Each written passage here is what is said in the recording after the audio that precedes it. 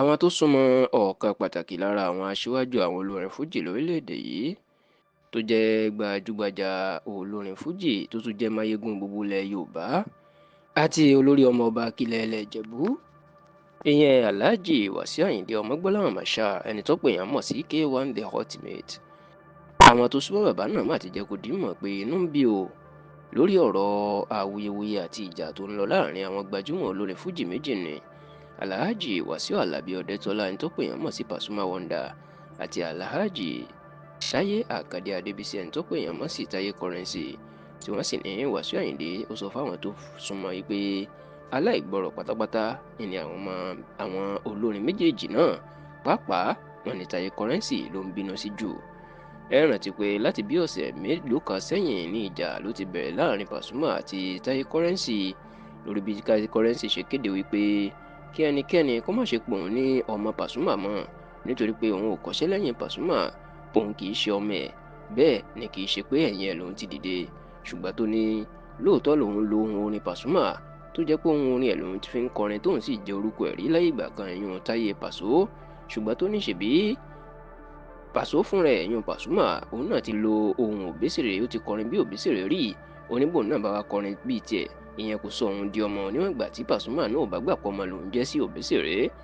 Ọ̀rẹ́ mà ní Pasuma àtàwọn olólùfẹ́ rí gẹ́gẹ́ bí àbùkù ńlá tó sì jẹ́ pé látìgbà náà ní gbàsgbòs gẹ́gẹ́ bí àwọn ọmọ àsìkò ìṣe máa ń dáṣà ló ti ń ṣẹlẹ̀ lágboolé fújì.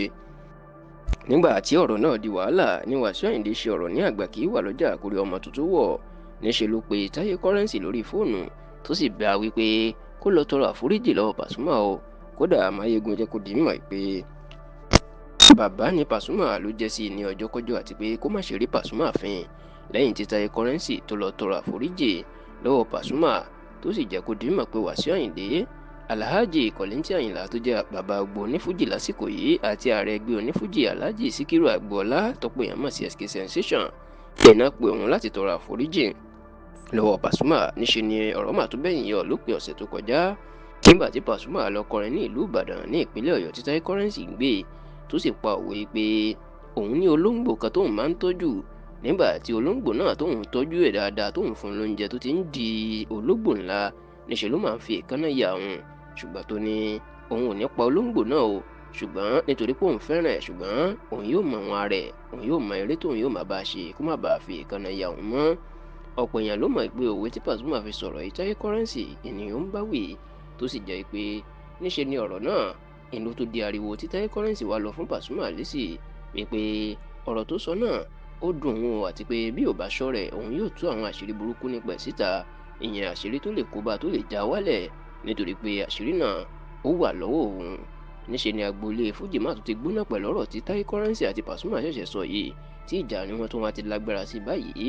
ṣùgbọ́n àwọn tó súnmọ́ Wasiu Ayinde tán ní ká forúkọ bo àwọn láṣìírí nítorí pé Wasiu Ayinde yóò bínú pé wọ́n bá oníròyìn sọ̀rọ̀ jẹ́ kó dì í mọ̀ pé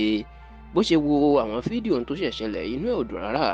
wọ́n ní ó korò ojú sí bí Pasuma bóun náà ṣe lọ́ọ́ fi òwe náà sọ̀rọ̀, ṣùgbọ́n wọ́n ní Táyé Currency ló bínú sí jù nítorí tán ni ó lọ la orúkọ mọ́ Pasuma pé ó dárúkọ Pasuma ni pẹ̀lú bí Pasuma ò ṣe dárúkọ tiẹ̀ tó jẹ́ pé òwe ló fi ń kọrin, ṣùgbọ́n tóun kàn lọ dárúkọ Pasuma tó sì ní bó tún ṣe ń lérí pé òun yóò tú àṣírí Pasuma tóun yóò ba ilé ọlá jẹ́ tóun yóò tú àwọn àṣírí tó lè dá wàhálà lẹ̀. Wọ́n ní Wasiu Ayinde ní bí ẹni pé Táyé Currency kò gbọ́rọ̀ ni tí wọ́n sì ní ọ̀rọ̀ náà ó dùn olú ayé onífújì gidigidi wọnú eegun ara.